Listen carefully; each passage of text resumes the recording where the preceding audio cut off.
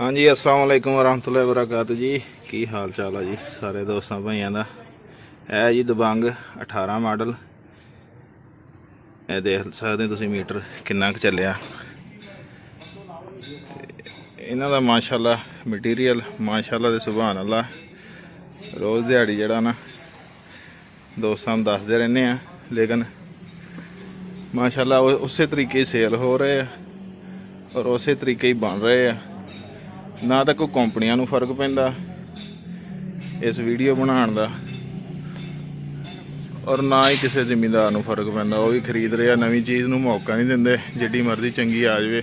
इन्हां दोस्तां ने नवां ट्रैक्टर भी लिआंदा, हुणे इत्थे खड़ा सी चला गया वापस, बिल्कुल अपलॉयड फार खड़ा सीगा। दबंग लिआंदा फिर भी, तो इन्हें अगली धड़ी छड़ी तोड़ी है। वो दोस्तां चैक कराने जिस हिसाब की इन्हूं देग लगी है, वो वेट बहुत ज़्यादा, वेट पिछले व्हीलों च भी, तो अगे धड़ी छड़ी बहुत भारी है। यह सूरत हाल है जी। New Holland company, New Holland ही हुई पई है जी। हॉलैंड होंदी तो फिर तो कोई क्वालिटी होंदी।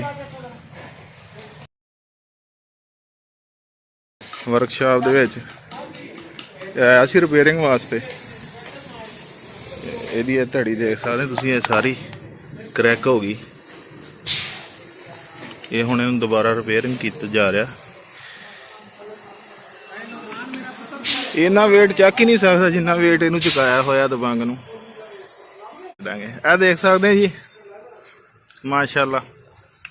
अगले दिन तुहानूं एक वीडियो दिखाई सी, वो नक्का टुटिया सीगा, वो रिपेयर कीता सी कंपनी। हाँ जी, यह देखो हुण चैन कुप्पी खोली उतों, देख सकते तुसीं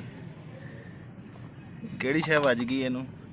ये मटीरियल ही है माशाअल्लाह, देख दी क्वालिटी है, होर कुछ भी नहीं। पुराने मॉडल तो नहीं टुटदे इत्थों, वो कितों भी नहीं टुटदे, सारे सबूते फिरदे। हाँ जी हाँ जी बिल्कुल, आ देख सकते तुसीं, ये चैन कुप्पी लगी उपर। ट्रैक्टर बनाया है जी अगे ट्रैक्टर का। चलो माशाअल्लाह, साडी माम ने फिर भी यही खरीदने आ। दूसरे किन्ने भी चंगे आ जान, उन्होंने मार्केट नहीं बनी। इन्हों की पहले दिन तो मार्केट बनी सी, इस वजह तो सेल हो रहे हैं।